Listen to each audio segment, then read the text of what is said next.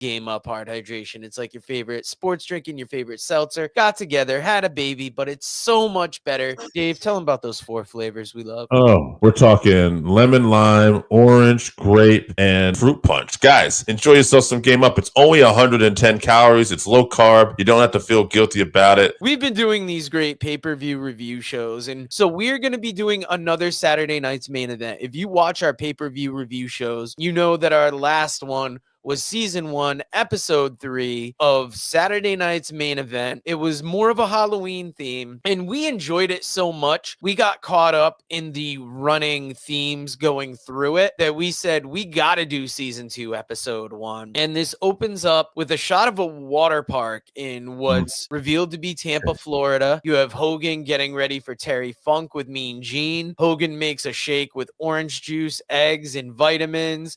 He calls it his Python protein drink, and then Gene takes a sip and just feels compelled to start flexing like it's pumping him up. Yeah. And I'm sorry that I gave away all the ingredients because Hogan said don't give that recipe to Terry Funk, brother. Yeah, a lot of this poolside stuff was definitely hokey. I'll let you talk about coming up with Terry Funk in particular. I did enjoy though. I mean, I liked it a little bit better than the Halloween stuff, and it's funny because I like that Halloween time of year, but there was just something about that last Saturday night's main event where it seemed like too many extra segments. It just seemed too goofy. And following up with goofy, in pure 80s fashion, you have Piper and Ventura sitting surrounded by all these ladies kind of poolside watching the hillbillies with their binoculars just floating in the pool. Ventura with the funniest line, I thought I smelled bacon frying, and just setting up the characters going forward into the night. Then after that, you've got that beautiful Saturday night's main event intro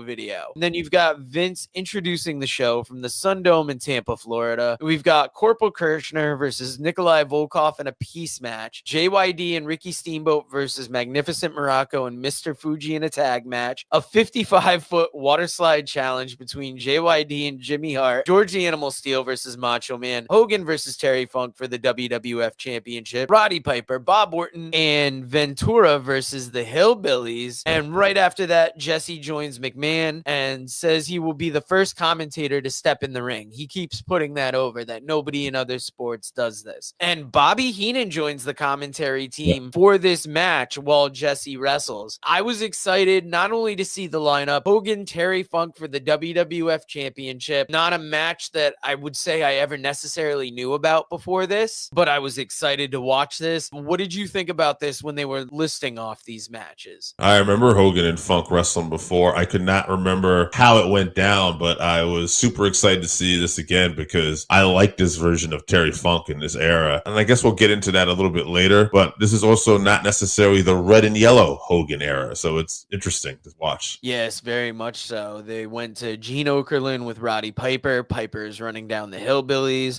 Shows video of Hillbillies going after them at last Saturday night's main event. How Piper and Orton kind of instigated the fight. Ventura escapes the ring before Uncle Elmer can get his hands on him. As they're making their way to the ring, Gene is with the Hillbillies, and they're saying they behave like professional athletes. Family honor is on the line. In the first match of the night, Roddy Piper, Bob Orton Jr., Jesse Ventura versus the Hillbillies. What were your thoughts on this match? Because I had some interesting notes here. I want to see if you had any of the same. Nah, I don't have much notes on the match itself. You know, the Hillbillies, they were a comedy act. There's some brawling you're going to see. But I will say that for me, it was just cool to see Bob Orton, Rowdy Piper, and Jesse Ventura just team up. It feels like a bygone era. Like all those guys would have been territory guys. Just happened to come to the WWF at that point. Yeah, you had Jesse Ventura looking a lot like superstar Billy Graham here in the ring. Yes. I could definitely see the comparisons to that. I noticed that when things broke down in this match, there was a little bit of shaky camera. And I didn't know if that was on purpose or on accident. It was Jesse and Uncle Elmer early. It kind of built up to Piper versus Elmer. You know, the two big feuds from the whole wedding angle. And it ends with Cousin Luke escaping the sleeper hold, got hit in the back of the head with the cast, and then Piper put a sleeper on and got him out of there. After the match, Vince and Bobby are talking. Jesse comes back after the match. Heenan did so good. McMahon may end up in the unemployment line, Jesse Ventura says, which you got to wonder, you got to feel that that's Jesse, you know, getting those little shots in on commentary. Oh, and for we sure. go from this to Mean Gene in the 55-foot water slide competition. I originally had this down as a question mark when McMahon was listing it off because I'm like, there's no way there's going to be a water slide competition, is there?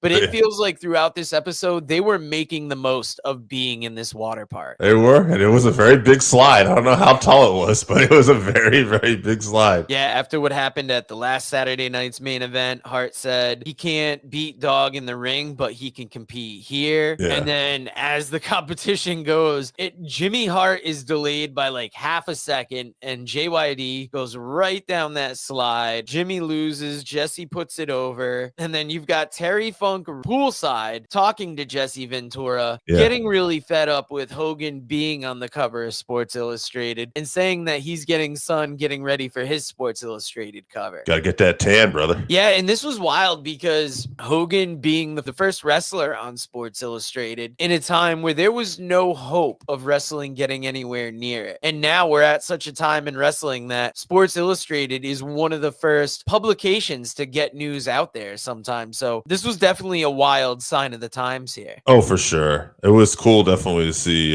just that period where Hogan was on that. And Terry was just great here. Terry was great talking about he wants to be on the cover. And Jesse Ventura said, I don't know if anyone from Sports Illustrated here. And Funk like, they better be. Yeah, it was great. Then we go from here to a Gorilla Monsoon special report, WWF special report from Denver, winter of 1985. Ring Boy brings a belt to the ring a little early, I have, and Terry Funk was DQ'd. It's basically putting over Hogan and Terry Funk. And it has me hyped because, like I said, I didn't know much about these two wrestling going in. So when I saw we were getting this on this card, I was very excited. Mean Gene is with Hulk Hogan. Hogan will have JYD in his corner so Jimmy Hart doesn't get involved. And it had me thinking, like, how over was JYD here that he's not only in the main event, but he's also coming out to help one of your premier stars. And I remember when I was young that JYD was one of these big names being pushed in the WWF. And that's where I initially remembered him. But now looking back, knowing what he meant to Mid-South, this was just JYD with the opportunity to get even bigger. And he was definitely over on this card. Yeah, he was everywhere. I mean, when you take him to water slide, so all the segments, the matches, like JYD was just a huge part of this. And I mean, you could argue he was definitely the number 2 babyface around this time. I mean, arguably, because obviously you had Andre the Giant here as well. Next up, we have Hogan versus Terry Funk for the WWF Heavyweight Championship. And the first note I have, is he in no holds barred gear? Question mark. Because I remember the blue, but I thought I remembered it from No Holds Barred. Was I right in this? How close was the movie to this? This was before No Holds Barred. Okay. No Holds Barred would be after WrestleMania 3. I know that. So this is before WrestleMania 3. This might be before WrestleMania 2 even, actually. Yeah, so this is probably a little before WrestleMania 2. So this is a couple years before that. But yeah, Hogan would wear blue tights, and he would even wear, we saw another like white tights once in a while too. So he would mix it up back in there. I think he had blue tights, and I can remember like red knee pads here too, I want to say. So it was like the blue and red. It was an interesting look, and Hogan got the win here. Another thing I just want to point out, with a clothesline, wasn't that boot leg drop combination? It was a good match, back and forth. Terry bumping his ass off, particular interference. I like the fact that we saw the footage from Denver and everything leading up to this. This is the stuff I really loved about Saturday night's main event. And I have to say, as a guy who wasn't a huge Hogan fan, I can look back at these and go, wow, he really shined in Saturday night's main event. Like, this was really his vehicle. Yeah, Jimmy Hart was a great chicken shit manager. There was a little shaky cam in here. Terry Funk was bumping all over the place, making Hogan look like $1 million. And I love at the end when Terry Funk leaves the ring and you can see Mel Phillips at that ringside table. Yeah. He gets up and he gets the fuck out of there, which, maybe I'm just buying into wrestling, but I'd like to believe that Terry really put the boots to Mel Phillips and he knew better than to stay around. Terry was a wild man here, throwing chairs in the ring. This was like nothing else you would see in WWF around that time. Very just Terry Funk being Terry Funk, almost Bruiser Brody like in Japan too. Yeah, and after this match, you can tell that this was kind of on TV and they were working around commercials, because there was a replay of the match with Terry Funk dragging like a dead Jimmy Hart out by his feet. Near fall with the leg on the rope from Hogan, lariat for the win. Mean Gene is in ring with Hogan. Hogan, Yeah. and Hogan hasn't had enough of Terry Funk. Come on back. Did they wrestle much more after this? Because I'm not familiar with it, and I don't think they did. No, I mean, we're talking around before WrestleMania 2 here. I mean, Hogan and Bundy was going to be the big feud coming up that would have led into that cage match, WrestleMania 2 being in several locations. So, yeah. So this feud could not have lasted too much longer. I want to say Terry's going to continue his feud with Junkyard Dog, and it's not going to be too much longer before we see Dory Funk Jr. in WWF around this time. Him and Terry would team up, and for some weird reason, they changed Dory Funk's name at one point. Even though he was in the company, they called him Dory, to Hoss Funk. So it was Terry and Hoss Funk. And then eventually they had a Jimmy Jack Funk, who was like Sandy Barr, who I believe was related to Art Barr and part of that family. Yeah, from the Pacific Northwest. And this is followed by a WWF flashback for George the Animal Steele. George Steele sought help from famed psychologist and gynecologist Dr. Sigmund Ziff. This was purely a Vince creation. Yeah. You could tell his sense of humor now. It worked for George the Animal Steele, but after so much time with that Vince McMahon documentary, I was just like 50-50 on this, and it ended with George running into the high grass, so it was awesome. Yeah. He's an animal. And after this, Mean Gene is talking with George the Animal Steele and Lou Albano by the pool. George Steele goes down the little water slide into the pool. Mean Gene is asking about ring rust. Lou Albano dismisses that, says George will be 100%. This is just George the Animal Steele and Lou Albano being who they are. Right. And Mean Gene, doing something with it. It was followed by Jesse meeting up with Randy and Liz. And the way that Jesse sneaks up on him, it's almost like he surprised them. Randy's not worried about George the Animal Steele. He's here to teach Liz how to swim. Yeah. And then, like you would teach anybody to swim that you love, you push them from a high platform into the pool with Jesse Ventura cackling as you can hear Liz scream. So this was just a feel-good segment here, I thought. Yeah, this is all the right feels for me, man. Swim, Liz.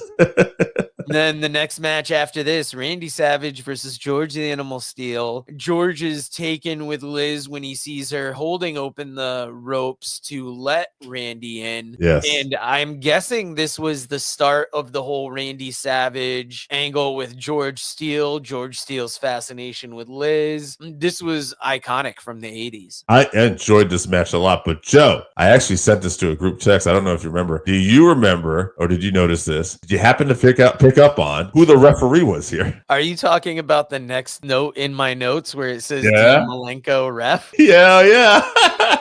It's funny. I had actually heard that because I was listening to a Between the Sheets podcast where they were talking about Dean Malenko having done some ref work and mentioning that it was at a Saturday night's main event. I couldn't believe it. And when I saw the opening shot from Tampa, I'm like, this must be the one. And he gets in on a couple matches, so it was very interesting to see. And he looks the same. I had to double take. I'm like, is that Dean Malenko? Because he looks so much like Dean Malenko. It had to be Dean, but I would have figured he would have looked considerably younger or different body type. But it's like, nah, it's just Dean Malenko in a referee's outfit. Maybe vaguely younger, but but it's basically the same. It was the same dude that I grew up on. So I was like, oh man, yeah, I just love this match. I don't know what it is because George Steele was such a simple character, and he didn't do anything crazy, but just being so over and just the theatrics, it really made this match fun. Biting that turnbuckle, I've got George Steele doing George Steele things. Macho double axe handle from the top rope, gets the pin, picks up Liz and gets out of there immediately. And it really makes sense for Malenko to be the ref because you'll remember former guest of the show, Bob Cook, trained at Boris Malenko school, famous for being down in that Tampa area. So it was a great little tidbit. You go from that match to Mean Gene with Hulk Hogan, and Mean Gene is listening to a song that they made a video for that they throw to the video. It was the WWF in 1985. I did not make note of the song. I forgot to do that this morning. I was going to use Shazam. Because I was wondering, I forgot to name the song, but I wondered if this was original music used. Like if this was the original music used or if it was something they dubbed. Because I was very curious about that. I can't tell if this was some song from the 80s that they still had, or if this is something they just inserted here. So I'd be very curious. It sounded like an 80s song. Like, it did. In my ears, I'm like, that could have been something. I'm not the biggest fan of 80s music, so it's like I wouldn't have been able to pick it out. But like, if I were to guess, maybe the same guy that they worked with, trying to think of his name, did Hogan's music, did Tim Johnson? What's that? Jim Johnson? No, the famous artist. Oh, yeah. He did Rock and Roll Hoochie Coo. He did Real American. I want to say Rick Springfield. Rick Derringer?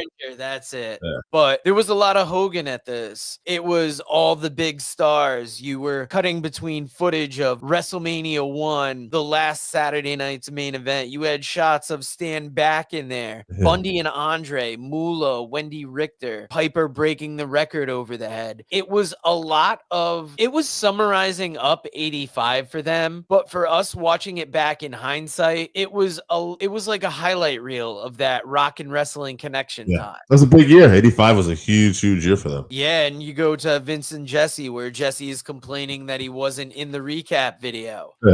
Part of me is wondering, was it because of royalties? And then you immediately go from Mean Gene into the ring with Nikolai Volkov. Nikolai saying the Russians are peaceful people. They won't stop until they bring peace to the whole world. Yeah. The first step to ending America militarism is by superior wrestling. Yeah. And, just to top things off, he's got the Iron Sheik with him, who's coming in. Iran #1. Gene Mean is a friend of Volkov. And Lassie topping it off with America is a paper tiger. So one of those great things where they tried working some politics in, like, vaguely. And then you got Jesse Ventura with Corporal Kirshner. You got Corporal Kirshner skydiving, doing his combat techniques are not allowed. Then he zip lines into a pool. And Dave, just to see if we're still on the same note, did you make note of who Corporal Kirshner kind of looks like? I didn't. Do you think he looks like Stallone or Rambo, or what are you thinking? Thinking he looks like a light-skinned Eddie Kingston. Go back and look at it. It's all in the face. I didn't remember Corporal Kirchner from this time. Heard the name a lot. But when I saw this, I'm like, it's interesting. You'd have a wrestling match dubbed as a peace match. Yeah,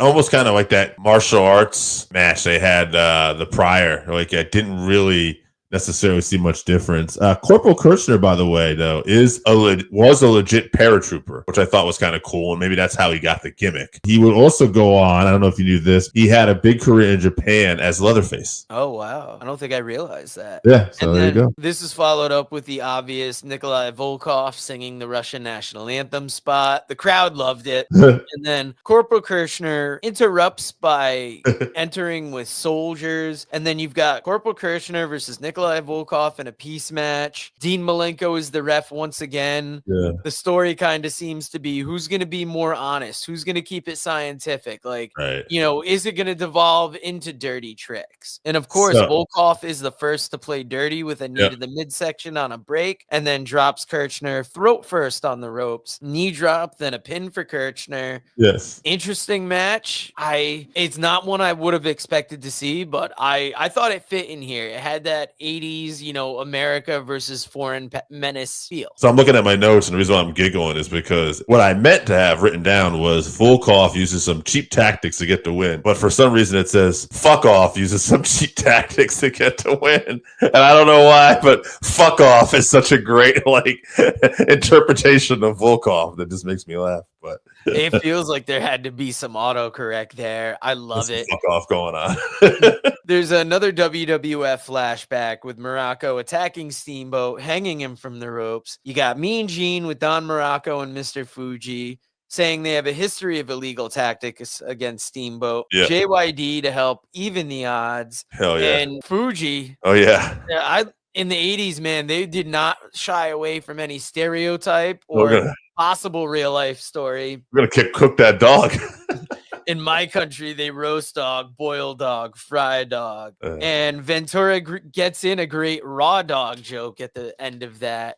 Going into Mean Gene and Ricky Steamboat with JYD. They never defeated Ricky in the ring. Ricky says JYD is a hero for the kids and he's here to help Steamboat. Last match of the card, Ricky Steamboat, JYD versus Don Morocco, Mr. Fuji. JYD once again over. Steamboat is kept out of the ring for the majority of this match with Morocco and Fuji doing those good tag team tactics. And then Morocco missed JYD, shoulders the post, changes the match momentum. How did you enjoy this match as it went on? I enjoyed it. I always enjoy Steamboat. And this era of Junkyard Dog is excellent. Plus, Don Morocco, for his size, was a great bump taker. Fuji had slowed down a little bit by this point of his career, but I enjoy seeing Fuji in the ring too.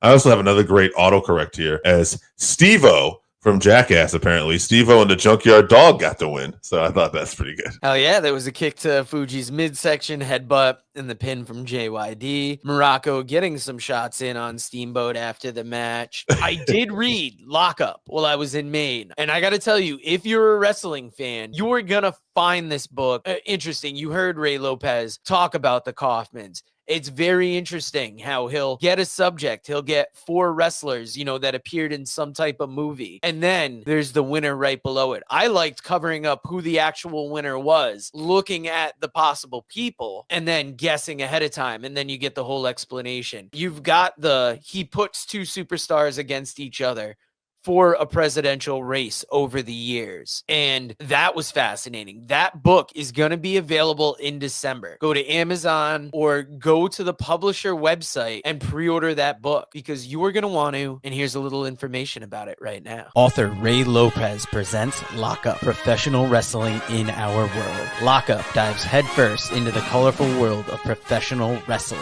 Explore the iconic characters, careers, matches, history, and families, and delve into the bizarre and fascinating entwining of professional wrestling and film, television, football, politics, gender, and race. Pre-orders are available now on Amazon.com or at MascotBooks.com. This is the perfect gift for the wrestling fan in your life. Pick up a copy today on Amazon.com or at MascotBooks.com.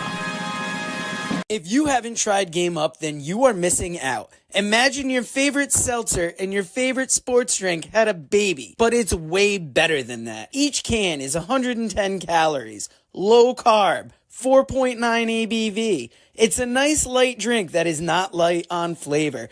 Game Up comes in fruit punch, orange, lemon, lime, and grape. Pick it up at drinkgameup.com or at your nearest liquor store.